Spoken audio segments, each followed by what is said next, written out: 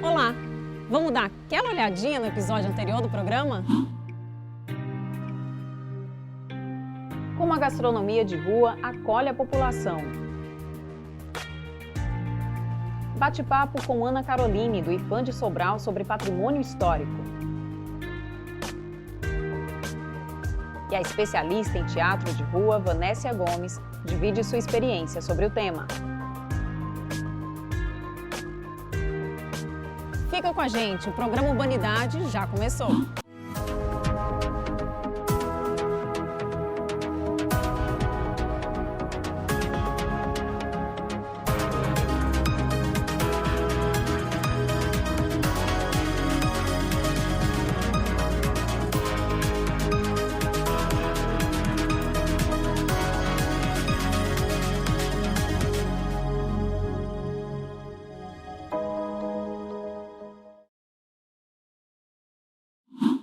A pandemia do novo coronavírus trouxe a atenção da sociedade para problemas que já existiam. É o caso do saneamento básico. Quase 35 milhões de brasileiros não têm acesso à água tratada.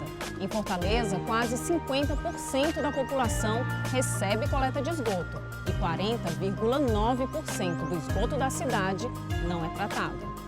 Como manter a higiene em cidades que ainda têm esse tipo de problema? No bairro Conjunto Palmeiras, vamos conhecer uma iniciativa que chamou a atenção de muita gente. Vamos continuar nossa série de conversas com artistas de rua que estão sentindo muita falta da praça, seus principais palcos. E para começar, vamos falar de paisagismo urbano e os desafios de aumentar e preservar áreas verdes na cidade.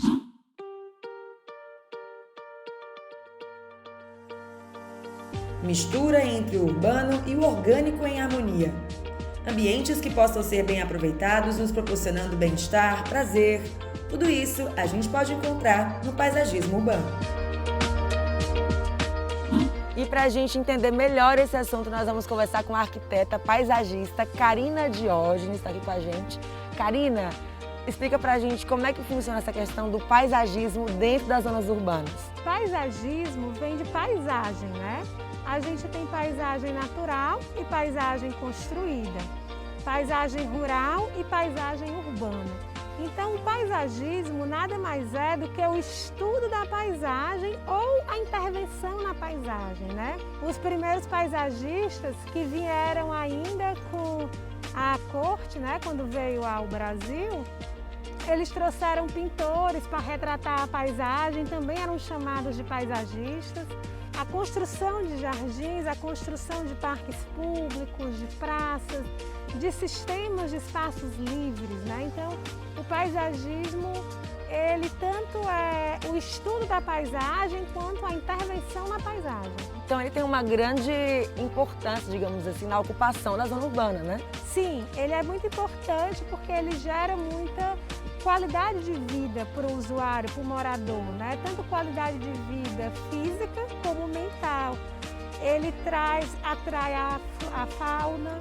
Então, quando eu tenho um parque, uma praça, uma calçada, as construções ficam mais distantes, eu melhoro a ventilação natural, a iluminação natural.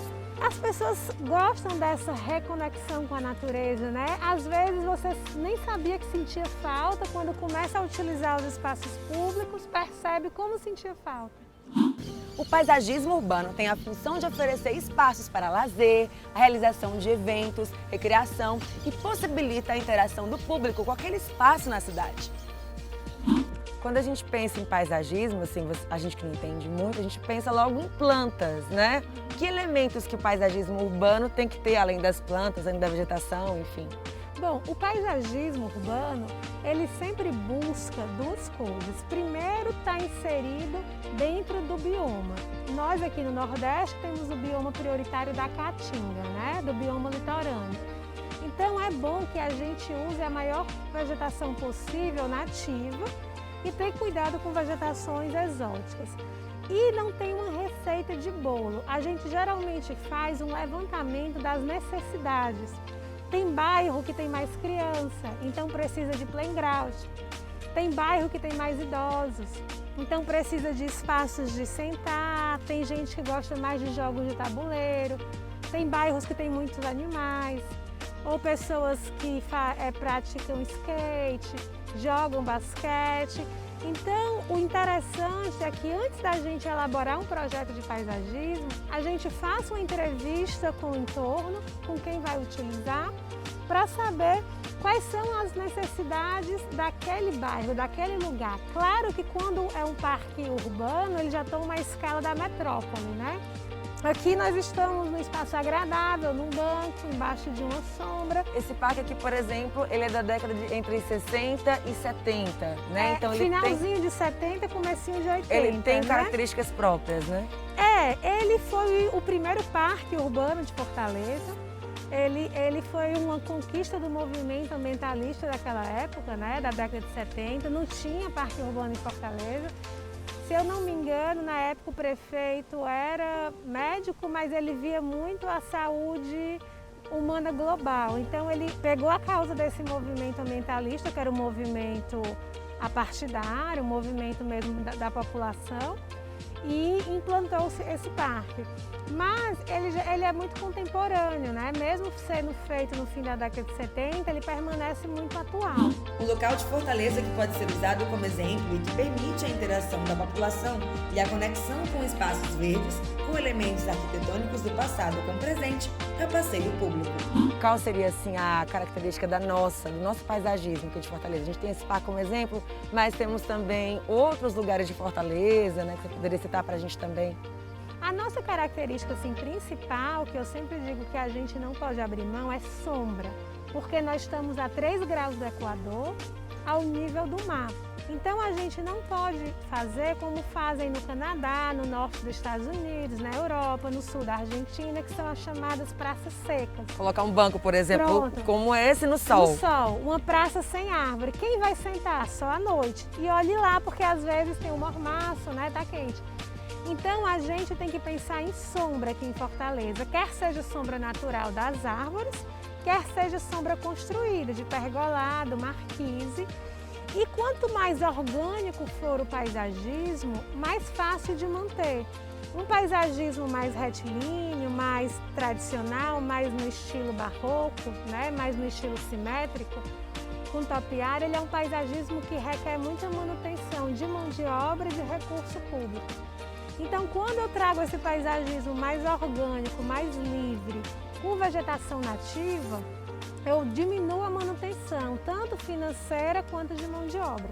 Karina, a gente sabe que o Oriente ele é referência com relação ao paisagismo, né? Existe uma fórmula, um modelo ideal, ou vai de acordo, como você falou também um pouquinho pra gente, de acordo com cada ambiente? Existe um modelo assim perfeito? O paisagismo, assim como a arquitetura, o urbanismo, as artes visuais, a literatura, ele acompanha a cultura de um povo, né? Então, à medida que a nossa cultura vai mudando, o paisagismo vai mudando, né? As nossas necessidades. A gente tem exemplos bem felizes aqui em Fortaleza, como o passeio público, que foi a primeira praça da cidade, mas que ainda hoje é muito usada, é muito arborizada. E a gente também tem exemplos que são um pouco descolados da nossa realidade cultural, como o Jardim Japonês, porque o Ceará não tem assim uma referência, uma história com o povo nipônico, né? Então, apesar de ser muito belo, geralmente a gente tenta usar o paisagismo como elemento integrado à cultura como um todo. Histórico, para que ele tenha um caminho, né? Sim, a arte como um todo.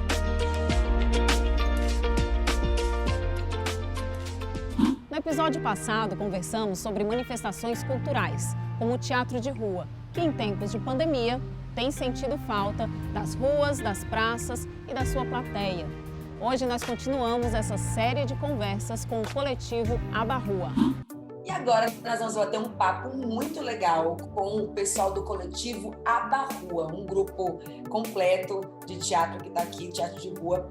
E nós vamos falar desse potencial transformador que eles têm, né? O teatro de rua tem esse potencial de transformar realmente e ocupar assim, essa zona urbana de uma forma bem, bem positiva. Gente, tudo bem com vocês? Bom dia, tudo bem? Tudo bem. Bom dia, tudo ótimo. Boa tarde, na verdade, né? Tudo ótimo. Tudo bem. Meninos, vamos lá. De que forma, de fato, eu vou começar logo com uma pergunta assim, bem objetiva. De que forma, vou direcionar para Carla, tá? Carla, de que forma você acha que o teatro ele pode modificar e contribuir assim, para a consciência das pessoas, para que a população reflita com relação a essa ocupação mesmo? Eu acho que o teatro, eu acredito, né, que o teatro feito na rua, ele propõe não só uma transformação urbana, né, de quem está ali nesse fluxo, como também uma mudança nesse fluxo, né? Então, por exemplo, uma pessoa que ela sai do seu trabalho, né, e ela se desloca pela cidade e ela esbarra com uma apresentação de teatro na rua, por exemplo, né? Isso representa, de certa forma, uma ruptura com talvez aquela própria paisagem, né, que a pessoa está acostumada a ver, está acostumada a passar, lança um outro olhar. A gente aqui no grupo, né, no coletivo, a gente entende a rua como esse espaço de troca, né, de estar com as pessoas de uma maneira mais acessível, deixar as pessoas livres também, né? Porque não é porque a pessoa vai ver uma apresentação que ela vai parar para assistir, mas existe também essa coisa, esse desafio, que é o de pegar o público, que é de chamar atenção, que é o de conversar com a cidade, com aquela paisagem urbana. Então a gente procura, dentro das nossas pesquisas também, estudar o espaço, criar junto com o espaço. Uma pergunta agora para esse grupo incrível. Bia, para você, assim, na sua visão, qual é a relação do teatro com a cidade? Eu acho que a cidade ela é um lugar que fervilha diversas coisas, né? Cidade pode ser trabalho, cidade é cultura também.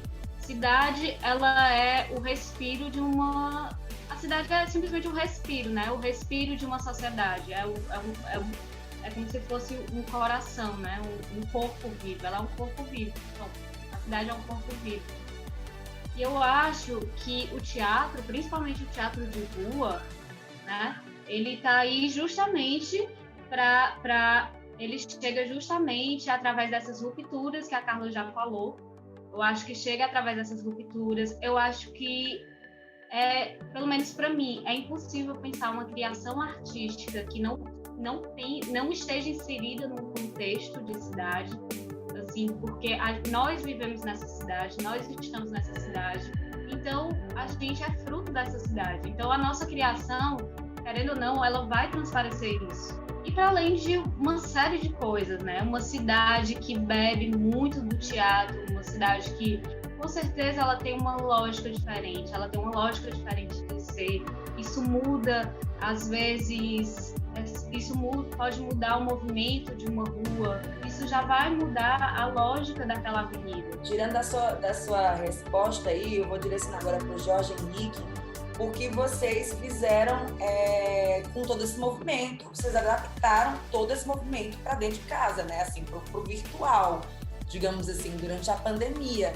Então, como é que foi se reinventar durante esse período? Vamos lá, não foi fácil. Eu vou começar assim, não foi fácil, não é fácil.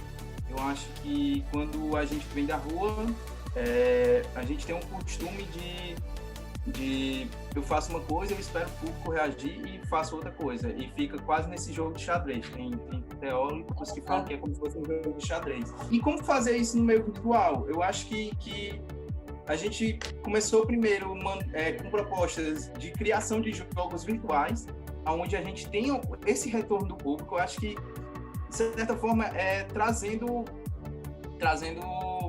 o ambiente da rua, desse jogo, pro virtual. E depois a gente foi pro virtual puro, assim, a gente adaptou um espetáculo, só que a gente também entende que tem algumas coisas que como a Carla falou bem rápido, eu acho, no começo, falando que as pessoas na rua não são obrigadas a assistir até o final. Assim, nunca é obrigado a assistir até o final. Mas no teatro, tem toda aquela etiqueta e você fica até o final. Na rua não, você assiste aquele ponto e aquele ponto pode ser importante para você e você já sair dali, já fez alguma coisa para você, mexeu. Então você está dizendo para mim que é possível sim, né, trazer esse tom que vocês têm, mesmo nesse momento virtual, né? Foi possível fazer um bom trabalho digamos assim, é uma ocupação da rua, digamos, vindo para o virtual, né? A gente teve que se reinventar, né? E eu acho que a arte nos dá essa possibilidade de reinvenção a partir de momentos muito difíceis que a gente vive. Então a gente entrou nessa pesquisa justamente para trazer esse reflexo desse tempo de agora, que enfim, não tem como fugir dele, a gente também não quer fugir, não quis fugir, mas entendeu também que é um momento muito delicado, que a princípio, né, a gente tem o objetivo de se manter viva. Para a gente que é artista, se manter viva também quer dizer se manter em movimento, fazendo arte. Então, como fazer arte no momento pandêmico e quais são as ferramentas que a gente pode utilizar para falar sobre esse tempo. Então, eu acho que a gente foi muito feliz e sobre também sobre maturidade, sabe, do coletivo. A gente tem aí 3 anos juntos, desde 2018 a gente está nessa caminhada, e foi um momento de maturidade, de entender quais são as nossas fragilidades, quais são as nossas potências, e aí, enfim, continuar junto. Acho que esse ano foi um ano de maturidade de cada uma, e a partir dessa maturidade de cada uma, o grupo ganhou muito. Que maravilha, que vocês possam então prosseguir, caminhar, e que passar também a pandemia, que vocês possam retornar para as ruas, retornar para essa ocupação mesmo orgânica ali das ruas. A gente agradece demais a entrevista com vocês, tá bom? Obrigada, Ayane. Obrigada pelo convite também de vocês, por esse espaço de escuta para o coletivo. É super importante a gente estar conversando sobre cidade, sobre teatro, sobre urbano. Obrigada. Com a pandemia do novo coronavírus, fazer higiene e lavar as mãos tem se tornado as mais efetivas ações de prevenção contra a propagação do vírus. Mas como manter essa higiene em bairros de grandes cidades que não têm o completo saneamento básico e problemas com a distribuição de água? Uma iniciativa da população está chamando a atenção da sociedade e nós fomos conhecer. Uma das recomendações da Organização Mundial da Saúde e da comunidade científica como medida preventiva ao novo coronavírus é lavar as mãos, mas infelizmente nem todos têm acesso amplo à água tratada. Para minimizar os impactos na saúde da população, foram instaladas pias comunitárias em alguns bairros de Fortaleza, como é o caso do Conjunto Palmeiras, que recebeu 5. Uma delas fica próxima dessa feira realizada semanalmente na região. As feiras são uma das principais formas de ocupação dos espaços urbanos. Por ser um lugar onde acaba acontecendo aglomerações, além do contato com frutas e legumes, é fundamental manter a higienização. Eu estou aqui com a Dona Beth, moradora do Conjunto Palmeiras e uma das responsáveis por pias como esta. Tudo bom, Dona Beth? Tudo bem. Conta pra gente como foi que a comunidade se organizou para trazer essa iniciativa para cá. Então, nós fazemos parte de uma associação de mulheres aqui no Conjunto Palmeiras. E logo quando a gente soube do projeto, né, a gente se reuniu e achou assim muito bom, né, para a gente pensar quais seriam os lugares que ia colocar as pias. E também diante da pandemia, né, o benefício que ia trazer para a comunidade. Como foi que a comunidade recebeu? Pensando na comunidade, né, que iria beneficiar, que todos aceitaram, né, de receber a pia, colocar, instalar e cuidar, para que as pessoas pudessem ser beneficiadas, principalmente nesse tempo, né, que a gente está vivendo. Sim. E como é que é feita a manutenção dessa pia? O que é necessário para deixar ela aqui bonitinha, funcionando para todo mundo? Pronto. Então, a família, por exemplo, aqui nós estamos em frente à feira, onde tem muita gente. Então as pessoas da casa, né, também elas ficam acompanhando, observando o que está acontecendo, né, para não acontecer de quebrar ou de estragar, né, algo assim tão bom, né, tão importante para a comunidade.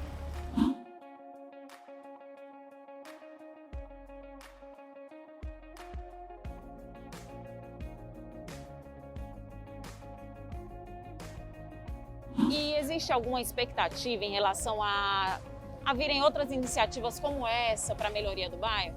Sim, existe. Porque, assim, as questões das pias, né, o povo ficou feliz, né, de ter conseguido. E também as meninas arquitetas da universidade, da UFC, estiveram também aqui na comunidade um projeto de regulamentação fundiária. E elas estão vindo na comunidade, estão cadastrando, estão lutando pelo papel da casa para as famílias. E toda iniciativa a gente junta as famílias, conversa, envolve as famílias e outros benefícios, que é uma grande luta da comunidade pelo saneamento básico. E outras lutas dentro da comunidade. Então, já impulsiona para outras conquistas.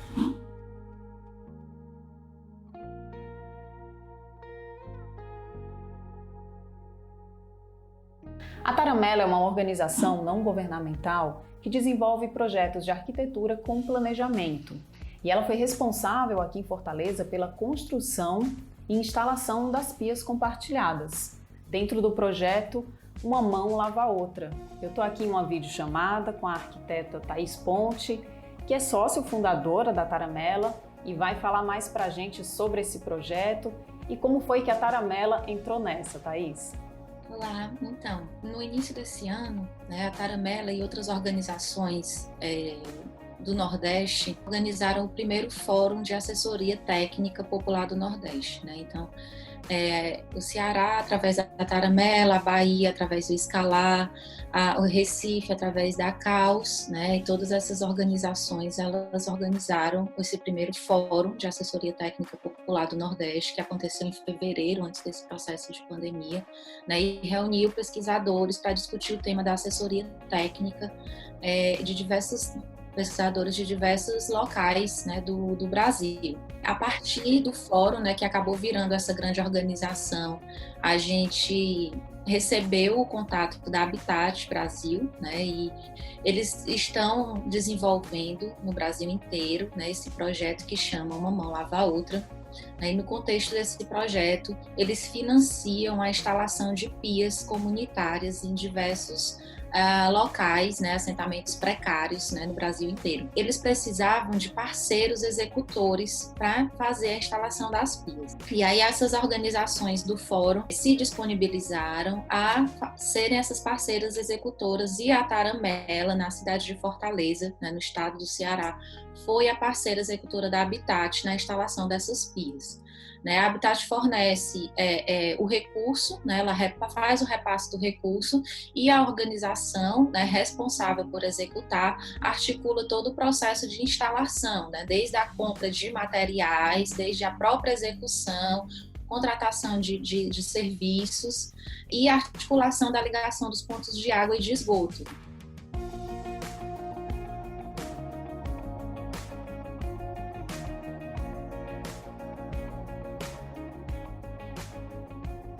Na cidade de Fortaleza, a gente conseguiu articular junto com a CAGES o fornecimento de forma gratuita dos pontos de água e de esgoto nas comunidades que tinham esgoto, não são todas, que tem instalação, que tem possibilidade da gente instalar as águas cinzas, como a gente chama.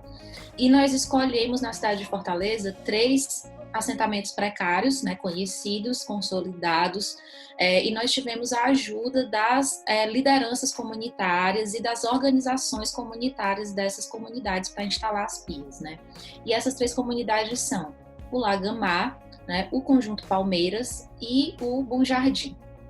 Em cada comunidade dessa foram instaladas 5 pias. No espaço livre, os locais de instalação das pias foi pensado e articulado junto com as comunidades, e essas comunidades foram escolhidas porque elas têm lideranças comunitárias muito fortes, que conseguem manter a pia sem dano, sem nenhum tipo de avaria, sem que as pessoas fiquem levando constantemente os materiais, que eles ficam públicos no ar livre. A ideia é justamente essa: as pessoas que não têm condições, que não têm acesso à água potável, que não têm acesso a saneamento básico de forma geral, ter a possibilidade de fazer a higienização e diminuir o contágio pelo coronavírus. Inclusive as pessoas, os moradores de rua também. A Taramela articulou tudo isso com o governo do estado através da CAGES, com as associações comunitárias, as lideranças comunitárias. As primeiras foram instaladas no Conjunto Palmeiras, já estão instaladas há 3 meses, funcionando ainda. A CAGES continua disponibilizando a água de forma gratuita. Lá no Conjunto Palmeiras não tem esgoto, então a gente fez outros tipos de ligações. Lá a CAGES disponibiliza apenas a água, ligação de água, né, de forma gratuita. E elas já estão instaladas lá há 3 meses, né, e continuam funcionando perfeitamente. O jornalista e ativista político José Ortega dizia: "Eu sou o que me cerca. Se eu não preservar o que me cerca, eu não me preservo." Que possamos pensar cidades onde o que nos cerca seja preservado. Até o próximo programa Urbanidade. Nosso encontro são às terças, quintas e sábados, aqui na TV Diário. Até a próxima.